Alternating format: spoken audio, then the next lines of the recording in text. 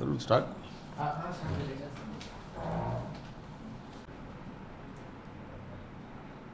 आज काही अज्ञानी लोकांनी जी नीती आयोगाच्या सोबत जे सुब्रमण्यम त्यांच्यासोबत महाराष्ट्र राज्याचे मुख्यमंत्री आणि उपमुख्यमंत्री यांची जी बैठक झाली त्या बैठकीबाबतीत जे वक्तव्य केलं आहे ते अत्यंत दुर्भाग्यपूर्वक आहे आणि कुठलीही माहिती न घेता ते वक्तव्य केलेलं आहे. खऱ्या अर्थाने भारत सरकार जे आदरणीय पंतप्रधान नरेंद्र मोदीजींच्या नेतृत्वाखाली यशस्वीरित्या काम करते आणि केंद्र सरकार नेहमीच राज्य सरकारच्या पाठीशी उभे राहण्याची भूमिका करते आणि त्या भूमिकेच्या माध्यमातूनच नीती आयोगाने एक पुढाकार घेऊन जे राज्य सरकारचे जे मेट्रो सिटी आहेत त्या मेट्रो सिटीमध्ये आर्थिक विकास व्हावा त्या दृष्टिकोनातून त्यांनी आता प्लॅनिंग केलेलं आहे आणि त्याकरताच ही बैठक आयोजित करण्यात आली होती. मुंबई जे काही 4-5 वेळा खासदार झालेत आणि त्यांना ह्या गोष्टीचं ज्ञान नाही आहे. खऱ्या अर्थाने त्यांनी ह्या सर्व गोष्टींचं माहिती घ्यायला पाहिजे होती, परंतु ती माहिती न घेता अज्ञान आपलं प्रकट करणं हे नेहमीच त्यांचं एक काम चालू आहे आणि त्याचाच एक एपिसोड आज त्यांनी त्यांच्या वक्तव्यातून केलेला आहे.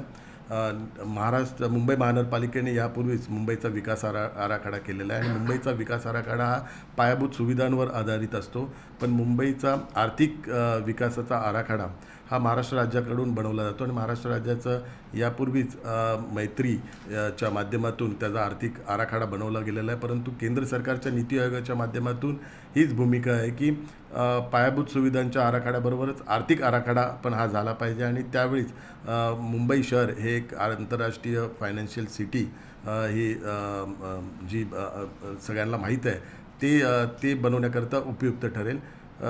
दरवेळी केंद्र सरकारच्या माध्यमातून राज्य सरकारला ज्यावेळी मदत करण्याची भूमिका घेण्यात येते त्यावेळी नेहमीच मुंबईला महाराष्ट्रापासून तोडण्याचा डाव आहे अशी भूमिका वेळोवेळी घेतली जाते. ही एक चुकीची बाब लोकांच्या समोर येत आहे, परंतु ज्यावेळी नरेंद्र मोदीजींचं सरकार आलं तेव्हापासून केंद्र सरकारने राज्य सरकारला भरीव मदत केलेली आहे आणि विशेष करून मुंबईला पण भरीव मदत केलेली आहे आणि मुंबईचा हा केंद्र सरकारवर हक्क आहे, कारण मुंबईकडून सर्वात जास्त टॅक्स केंद्र सरकारला जातो. त्यामुळे मुंबईला आर्थिक सहाय्य केंद्र सरकारकडून मिळालंच पाहिजे आणि मुंबईच्या हक्काची ती बाजू आहे आणि त्या हक्काची बाजू मांडताना माननीय मुख्यमंत्री यांनी ती यशस्वीरित्या मांडलेली आहे आणि पहिल्यांदाच केंद्र सरकारच्या माध्यमातून मुंबईचा आर्थिक विकास आराखडा करण्याकरता जे आर्थिक सहाय्य देणार आहेत ती एक मोठी बाब आहे. यापूर्वी पण खासदार म्हणून मी केंद्र सरकारकडे वारंवार मागणी केली होती, कारण मुंबईचा जो विकास आराखडा आहे ह्या विकास आराखडा जर मुंबईला इम्प्लिमेंट करायचा असेल तर साधारण 14 लाख कोटीची गरज आहे आणि मुंबई महानगरपालिकेची तेवढी आर्थिक परिस्थिती नाही की विकास आराखडा इम्प्लिमेंट करण्याकरता 14 लाख कोटीची तरतूद करण्याची. कारण मुंबईचा जो विकास आराखड्याच्या माध्यमातून दरवर्षी जो निधी उपलब्ध होतो तो साधारण 5,000 कोटी होतो आणि जर 5,000 कोटी प्रत्येक वर्षाला निधी उपलब्ध झाला तर साधारण 100 वर्ष हा विकास आराखडा इम्प्लिमेंट करण्याला लागेल, कारण विकास आराखड्याची मर्यादा ही साधारण 20 वर्षापर्यंत असते आणि अशावेळी आर्थिक तरतूद नसल्याकारणामुळे विकास आराखडा इम्प्लिमेंट करण्याकरता मुंबई महानगरपालिकेला संपूर्णतः केंद्र सरकार आणि राज्य सरकारवर अवलंबून राहावं लागतं. म्हणून पहिल्यांदाच केंद्र सरकारने ही त्यांची भूमिका स्पष्ट केलेली की विकास आराखडा आणि आर्थिक विकास आराखडा इम्प्लिमेंट करण्याकरता सहाय्य करण्याची ही एक आनंदाची बाब आहे आणि एक स्वागताची बाब आहे आणि मुंबईकरांच्या दृष्टिकोनातून ही अत्यंत महत्त्वाची बाब आहे. कारण यापूर्वीचे जेवढे विकास आराखडा जे झालेले आहेत, जे पायाभूत विकास आराखडा झालेले आहेत ते फक्त 7%च म्हणजे 7% इम्प्लिमेंट झालेले आहेत आणि जर विकास आराखडा 100% इम्प्लिमेंट झाला तरच मुंबई शहर हे एक इंटरनॅशनल सिटी होईल. कारण इंटरनॅशनल फॅसिलिटीज ओपन स्पेस असेल, ज्या हेल्थ एज्युकेशन ज्या रिलेटेड जेवढ्या फॅसिलिटीज आहे त्या इंटरनॅशनल क्वालिटीच्या मुंबई शहरातील नागरिकांना मिळतील. त्यामुळे मुंबई शहराच्या दृष्टिकोनातून नीती आयोगाने जो निर्णय घेतलेला तो अत्यंत महत्त्वाचा आणि ऐतिहासिक निर्णय आहे, कारण यापूर्वी असा निर्णय कधीच झालेला नाही. मी देशाचे पंतप्रधान आदरणीय नरेंद्र मोदीजींचं मनपूर्वक आभार मानतो की त्यांनी पुढाकार घेऊन गतिशक्तीच्या माध्यमातून सर्व शहरांचं जे आधुनिकीकरण पायाभूत सुविधा किंवा आर्थिक विकासाच्या माध्यमातून करण्याचा जो निर्णय घेतलेला आहे त्याचंच एक हे पाऊल आहे. परंतु या सर्व गोष्टींची तांत्रिक बाबींची माहिती न घेता दुर्दैवाने 4-4, 5-5 वेळा खासदारपद भूषवून असं वक्तव्य करणं हे अत्यंत दुर्भाग्यपूर्वक आहे. मुंबईकर ह्याचा निषेध करतील, कारण मुंबईकरांच्या दृष्टिकोनातून ही एक चांगली आनंदाची गोष्ट आहे की मुंबईच्या विकासाकरता केंद्र सरकारने आता पुढे पाऊल उचललेलं आहे आणि केंद्र सरकारचा कधीच मुंबईवर डोळा नाही आहे. मुंबईचं आर्थिक सक्षमीकरण व्हावं, आर्थिक त्याची स्वायत्ता राहावी आणि आंतरराष्ट्रीय दर्जावर त्याचा एक आर्थिक इंटरनॅशनल फायनान्शियल सेंटर राहावं, ही नेहमीच केंद्र सरकारची भूमिका आहे आणि त्याकरताच केंद्र सरकारने हे पाऊल उचललेलं आहे.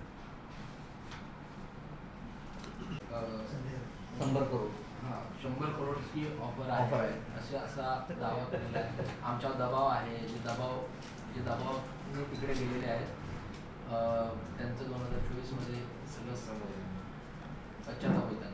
त्यांच्या कर्तृत्वाची एवढी किंमत कधी झाली ती आम्हालाच माहीत नाही.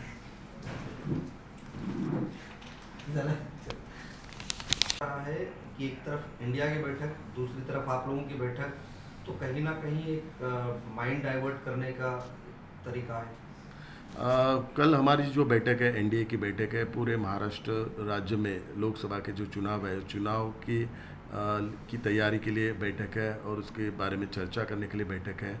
हमारी बैठक है वो महाराष्ट्र के विकास के लिए, हमारी बैठक है राष्ट्र के विकास के लिए, हमारी बैठक है हिंदुत्व के लिए, हमारी बैठक है नरेंद्र मोदी जी के नेतृत्व को सक्षम करने के लिए. लेकिन कल जो I.N.D.I.A की जो बैठक है वो केवल अपने परिवार को बचाने के लिए, अपने बच्चों के लिए बचाने के लिए, अपने नेक्स्ट जनरेशन के लिए बचाने के लिए उनका मूल एजेंडा यही है कि आप देखेंगे कि राष्ट्रीय कांग्रेस के जो भी है आदरणीय सोनिया गांधी जी है, फिर उनका आगे नेतृत्व करने वाले राहुल गांधी जी है, शरद पवार जी के जो पक्ष है उनमें आदरणीय शरद पवार जी है, आगे उन्होंने अपना दायित्व दिया है, उत्तरदायित्व दिया है सुप्रिया सुले जी को. आदरणीय उद्धव साहब का जो पक्ष है उन्होंने अपना उत्तरदायित्व दिया है आदित्य ठाकरे जी को. स्टालिन जो है उन्होंने अपना दायित्व अपने लड़के को दिया हुआ है. तो मुफ्ती महबूबा उनके भी पिताजी से उन्होंने विरासत मिली है. फ़ारूक अब्दुल्ला जी वो भी लड़के के लिए कर रहे हैं. तो आप देखेंगे सभी अपने लड़के के लिए, अपने परिवार के लिए इकट्ठा यहाँ पे हुए. तो परिवार को बचाने के लिए ये सब पार्टियाँ यहाँ पे मुंबई में आ रही है. तो हम केवल देश को आगे जाने के लिए 2047 में देश को एक विकसित देश बनाने का जो संकल्प है वो पूरा करने के लिए हम सब इकट्ठे हुए. ये कह सकते कि परिवार विरुद्ध देशभक्ति होगी. निश्चित रूप से वो लोग परिवार बचाने के लिए और हम देश का विकास करने के लिए, तो ये देशभक्ति के विरुद्ध परिवार ये लड़ाई है. और उसकी दो मीटिंग, एक जगह पे आपको देशभक्ति दिखाई देगी और एक जगह पे सब परिवार आपको दिखाई देगा और परिवार बचाने के लिए इकट्ठा हुए. असा आरोप देखील केलेला की मुंबईतील जे काही उद्योगधंदे होते ते गुजरातकडे वळवण्यात आले आणि मुंबईची आज आर्थिक जी बाजू होती ती कोलमडवण्याचा प्रयत्न कुठेतरी केला जातोय, असा देखील एक आरोप त्यांनी केला होता. नाही, मुंबईचे कुठलेच उद्योगधंदे, काही ठराविक उद्योगधंदे असतील ते त्या संदर्भातले त्याची विविध कारणं आहेत आणि त्या कारणांकडे मी जात नाही. परंतु मुंबईचा आर्थिक दर्जा, जो आर्थिक राजधानीचा दर्जा, हा कोणीच हिरावून घेऊ शकत नाही. कारण मुंबईचं एक भौगोलिक परिस्थितीच्यानुसार मुंबईची एक वेगळी पार्श्वभूमी आहे, एक वेगळा इतिहास आहे आणि मुंबईचा आंतरराष्ट्रीय दर्जावर एक जो महत्त्व आहे, त्या दृष्टिकोनातून मुंबईचा जो आर्थिक राजधानीचा दर्जा आहे तो कधीच हिरावून घेतला जाणार नाही आहे. उद्योगधंद्याच्या बाबतीत 2 उद्योगधंदे जर गेले तर 10 उद्योगधंदे मुंबईत आलेले आहेत. त्यामुळे उद्योगधंदे जरी कमी झाले असेल पण त्याच्या दुप्पटीने उद्योगधंदे वाढलेले आहेत आणि आपल्याला कालच गेल्या 1-2 आठवड्यातच जो सर्वे आलेला आहे त्यामुळे राज्यात गुंतवणूक वाढलेली आहे आणि राज्यात गुंतवणुकीच्या दृष्टिकोनातून राज्य हा देशामध्ये पहिला क्रमांक आहे. त्यामुळे लोकांची आणि उद्योगधंद्यांची पसंती ही मुंबई शहराला आहे. त्यामुळे मुंबई शहराचा आर्थिक राजधानीचा दर्जा हा कोणीच हिरावून घेऊ शकत नाही. मुंबईला महाराष्ट्रापासून वेगळा करण्याचा हा एक डाव आहे आणि अशा प्रकारे जे आराखडे आहेत, आर्थिक आराखडे जे मांडले जातात, नेमकं सर काय नेमकं या नीती आयोगाच्या आराखड्यामधले महत्त्वाचे बाजू असतील ते जरा स्पष्ट. नाही, जे कोणी मी याच गोष्टीचा उल्लेख केला की 4-4-5 टर्मवाला खासदार असं वक्तव्य करणं अत्यंत दुर्दैव आहे. कारण मुंबईला महाराष्ट्रापासून कोणी तोडू शकत नाही, कारण घटनेत तशी तरतूद पण नाही. घटनेचा अभ्यास करायला पाहिजे. एक फेडरल सिस्टीम आहे, संविधान आहे, संविधानात असे कुठल्याही तरतुदी नाही आणि असा हा विषयच नाही आहे. वारंवार हा विषय काढून मुंबईकरांना भावनिक आव्हान करून त्याचा फायदा घेण्याचा प्रयत्न केला जातो. परंतु मुंबईच्या जनतेला आता कळून चुकलेलं आहे की हे नेहमीच निवडणुकीच्या पूर्वी असलं वक्तव्य येतं आणि या अशा वक्तव्यांना मुंबईकर आता भीक घालणार नाही आहे. मुंबईकरांना विकास हवा आहे, तर मुंबईकरांना पायाभूत विकासाच्या बरोबर आता आर्थिक विकासही हवा आहे. त्यामुळे हे एक नीती आयोगाने उचललेलं एक मोठं ऐतिहासिक पाऊल आहे. कारण पायाभूत विकास हा मुंबई महानगरपालिका आणि राज्य सरकार करतच आहे, परंतु आर्थिक विकास करण्याकरता केंद्र सरकारची अत्यंत मोठी गरज लागणार आहे. कारण जो आर्थिक विकास करायचा असेल तर त्याच्याकरता आर्थिक सहकार्य पण हवं आहे. साधारण $1,500 कोटी गरज आहे. $3,000 कोटी हा संपूर्ण त्यांनी अभ्यास केलेला आहे ह्या संदर्भातला. त्यामुळे $3,000 कोटी असेल, 1,500 कोटी गुंतवणुकीचा प्रश्न असेल, तर हे मुंबई महानगरपालिका आणि राज्य सरकार करू शकत नाही. केंद्र सरकारच्या मदतीशिवाय हे होऊ शकत नाही. त्यामुळे हा एक नीती आयोगाने घेतलेलं एक मोठं ऐतिहासिक पाऊल आहे आणि मुंबईला जो आर्थिक राजधानीचा आपला दर्जा आहे, तर इंटरनॅशनल फायनान्शियल सेंटर बनवणं आहे, त्याच्याकरता उचललेलं एक मोठं पाऊल आहे. उद्या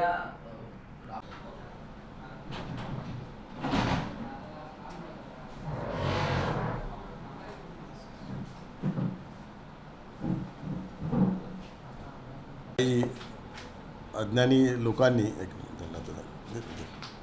नाही इथं ऑस्कर परत नाही. सगळेच विरोधी पक्षातले मुख्यमंत्री नेते नाही, उद्या NDAची पण बैठक आहे आणि NDAच्या बैठकीत आम्ही महाराष्ट्रात सर्व जागा लोकसभेच्या निवडणुकीच्या दृष्टिकोनातूin पूर्वतयारी करत आहोत आणि त्या जिंकून आणण्याचा संकल्प पण उद्या आम्ही करणार आहोत. उद्या I.N.D.I.ची बैठक आहे. त्यामुळे ज्या अलायन्समध्येच एवढे डॉट असल्याकारणामुळे त्या अलायन्सचं काय भवितव्य आहे ते आता लोकांना कळून येईल. परंतु त्यांचा हा मोदीजींच्या विरुद्ध परिवारवादची ही लढाई आहे आणि हे सर्व परिवार आपल्या कुटुंबाला वाचवण्यासाठी, आपल्या पुढच्या पिढीला वाचवण्याकरता एकत्र झालेले आहेत. कारण त्यांच्यात त्यांची ज्या लढाईमध्ये कुठलेही तत्त्व नाही, कुठलेही विचार नाही आहे. ते केवळ आदरणीय पंतप्रधान नरेंद्र मोदीजींच्या विरोधात उभे राहिलेले आहेत आणि त्यांचा निर्धार एवढाच आहे की नरेंद्र मोदीजींना हरवणं. तर त्यांचा निर्धार कुठलाही भारताच्या दृष्टिकोनातून नाही आहे, भारताच्या विकासाच्या दृष्टिकोनातून नाही आहे. भारताची बदनामी कशी होईल आंतरराष्ट्रीय पातळीवर याचं असंच वक्तव्य त्यांच्या अलायन्सच्या माध्यमातून होतं आहे. त्यामुळे ही परिवारवाद विरुद्ध देशवाद आणि राष्ट्रीय शक्ती अशी ही लढाई आहे आणि केवळ आपल्या मुलांना वाचवण्यासाठी आणि पुढच्या जनरेशनला वाचवण्यासाठी हे सगळेजण एकत्र झालेले आहेत.